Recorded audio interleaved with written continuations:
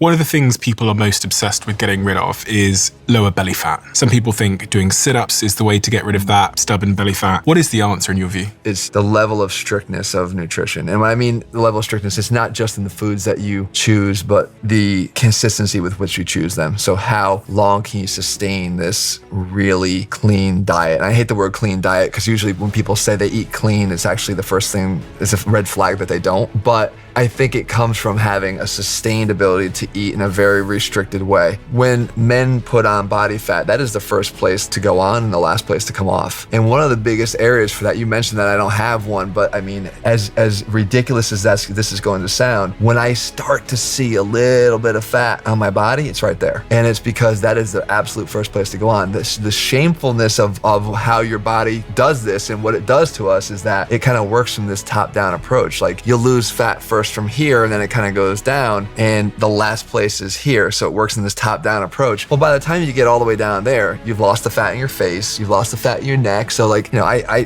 sometimes I look at myself in the mirror, I'm like, man, you're gaunt, and I hate the way that my face gets sort of caved in, but it's sometimes the price that you pay in terms of maintaining a lean physique, especially naturally, because that's how your body starts to lose fat. And especially as you age, you start to lose collagen and skin thickness. So it's even more of a challenge. But this top-down approach is sometimes good because it allows you to start to see like the upper row abs underneath the chest. Or so when you start to get into better shape, you might have noticed this yourself, you start to see like, okay, my lower chest isn't as saggy anymore. It's actually starting to take some shape. Well, what's cool is that's actually that little spark of motivation that I want to keep going. I can see the top ab. Right, I can see the top ab. Like there it is. I can see, I have them. I actually have them. I got a 2-pack, but I have them. Well, you continue down that path. Sometimes you sharpen up the diet a little bit more. Sometimes you take one extra night of, socializing or drinking out of the schedule, and you start to see it, go even lower, and you start to get that second row of abs. Then it becomes a question of how motivated you are to actually just continue, and what level of sacrifice is required or is worth it to you to continue. And that's the caveat that I always say, I mentioned early on, like, is it that important to you? Because I could tell you that at 10, 11, 12% body fat, you're gonna look amazing, and you're gonna look better than 98% of all men. So whether you have that little tiny,